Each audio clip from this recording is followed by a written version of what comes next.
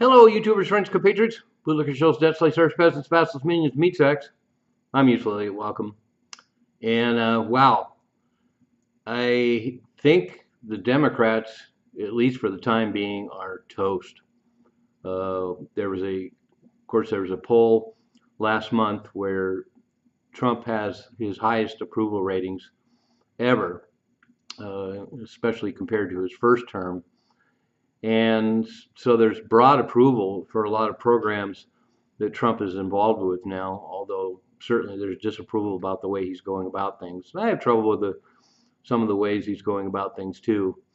But as a friend of mine pointed out, somebody has to be the bad guy. And Trump has no problem being the bad guy. And he's taking on some tough issues that are going to ruffle a lot of feathers.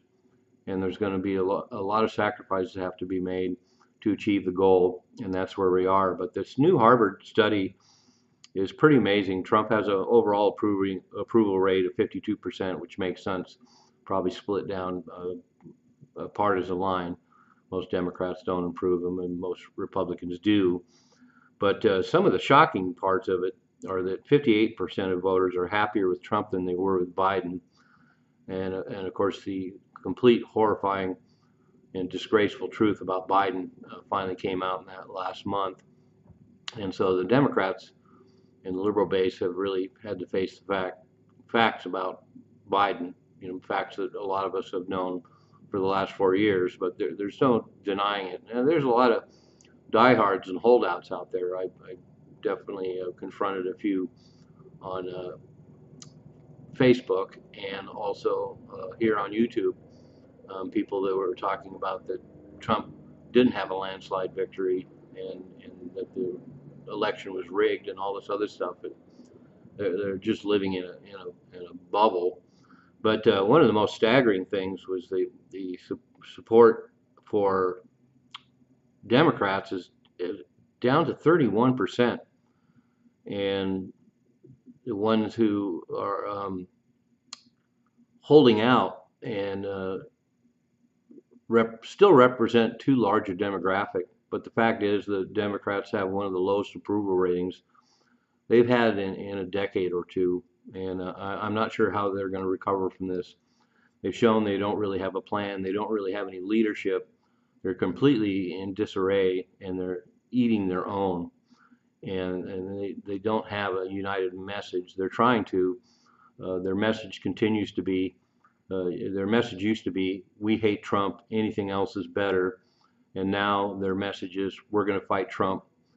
And I have to applaud John Fetterman. I've never been a big fan of John Fetterman, but at least he came out and said that the idea that half of this country is rooting for Trump to fail and basically rooting for the country to fail is not a constructive path. It just doesn't make sense. But the DNC is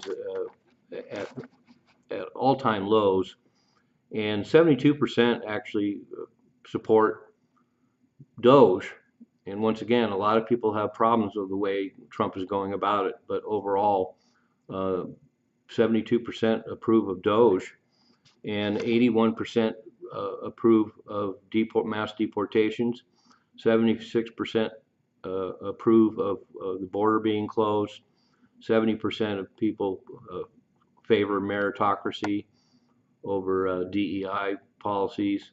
40% said they're financially better off than they were under Biden, and 57% are actually in favor of tariffs, which surprised me. 72% favor Trump's moves to end the war in Ukraine. 63% still believe that Russia will invade Europe, which is one of the most disappointing things I saw in there. I don't even know how this whole idea started. It's just based on a mythology based on the Cold War, and the demonization of Putin. I know Putin's not a nice guy, and he has been forceful, reclaiming Crimea and invading Ukraine after 8 years of watching the Donbass be bombed by Ukraine. But this whole idea that Russia is going to invade the rest of Europe, as I've always said, is just preposterous. 70% are against Gaza takeover, and that makes sense. I don't think anybody wants the U.S. basically to claim Gaza, although I don't think that's the way that Trump is intending it. I think he was speaking figuratively about the idea that the U.S. is going to take over Gaza. I think what he's talking about is the U.S. will take responsibility and devise a plan to basically revamp Gaza and reconstruct it, including that horrifying AI video that came out now of this depiction of what Gaza is going to look like after reconstruction. It's truly disgusting. And 76% think Iran should be attacked. And once again, this whole idea that Iran needs to be attacked by Israel and the U.S. to destroy their purported nuclear capabilities, once again, it's just propaganda and has been in the media, and politicians have been beating people over the heads with these ideas. And as I pointed out in videos going back over the last 10 or 15 years, Iran is in a position to be capable to construct 5 or 6 rudimentary nuclear devices, but that hasn't been a program they've pursued. And so this whole idea that we need to go there and bomb all their nuclear facilities, particularly because they're expanding their nuclear facilities because they have a lot of power needs, which is very legitimate.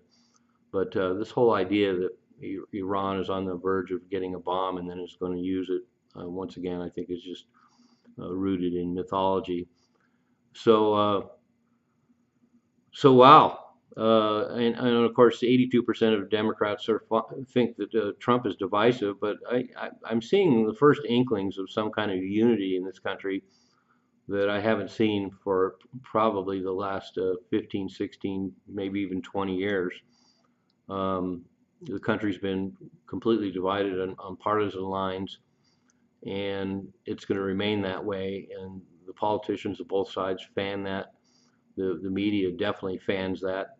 They want this drastic divide. They want Americans at each other's throats because it serves their political needs. And I wish American citizens wouldn't roll over so easily and embrace this, especially to the extremes that we have now. But to a large extent, we're having the largest percentage of approval of overall policies and the direction the country's going. And so this might be as close to unity as we can get. But the bottom line is the disapproval of the Biden administration, the disapproval of Democrats right now is at a historic low. And as I already said, I don't see them recovering any time soon. They're not doing anything pragmatic or logical. They're digging in their heels and they're relying on their same old mantra, fuck Trump, whatever we can do to fuck Trump. And that is not a policy. So anyway, good luck, Democrats. You got a long way to go if you think you're ever going to get into the White House again. I'm a useful idiot. Don't you be one too?